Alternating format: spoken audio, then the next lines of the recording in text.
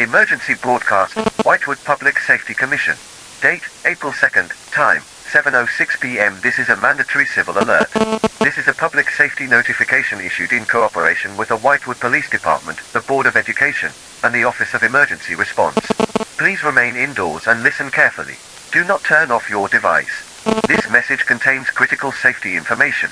At approximately 4:48 p.m. this evening, a local student at Whitewood Elementary submitted a drawing during routine art class that neither they, nor anyone else in the room, recall creating. The drawing was discovered on the student's desk moments after the class returned from a brief outdoor recess. It depicts a humanoid figure, seated in the same chair as the student, viewed from behind. The figure is described as having no facial features, no visible hands, and no color. It was rendered entirely in black pencil. Initially assumed to be a prank or an overlooked sketch, the drawing was placed in a storage drawer by staff. Approximately 6 minutes later, the drawer began to emit a soft, rhythmic rustling. The noise was dismissed as ventilation. At 5:01 p.m., a janitorial staff member reported hearing shallow, uneven breathing emanating from the same cabinet. The drawer was found slightly ajar. By 5:12 p.m., the paper was visibly rising and falling in time with the sound, expanding outward, then collapsing in, as if the page itself had lungs.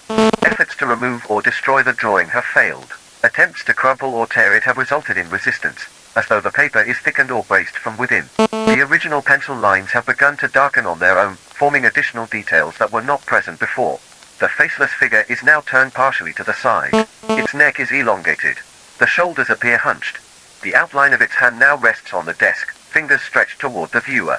It continues to develop. At 5:34 p.m., the student associated with the drawing was reported missing from the nurse's office. Her chair remained warm. The paper, returned to its drawer earlier, had shifted position and was discovered on her cot, still undamaged. The figure in the drawing is now facing forward. It has no mouth, but a crease has appeared beneath the nose, like the beginning of a smile. The hands are now pressing down against the edge of the paper. Several witnesses say the corners have begun to curl upward, as though lifting off the surface entirely. The drawing has not been moved since. And yet, its position within the nurse's office changes each time the door is closed. It has been documented at the foot of the cot, on the chair, pressed against the inside of the glass window, as if watching. Security footage of the hallway outside the room is obscured between 5:42 and 6 p.m. by a static distortion. No one entered. No one exited. The breathing continued throughout. Please listen carefully. If you or your child find a drawing that you do not remember creating, do not touch it. Do not acknowledge it. Leave the room and close the door behind you. Once the figure begins to face you directly, interaction is no longer considered safe. We do not know what it wants. But the longer you look, the clearer its eyes become. They are beginning to open.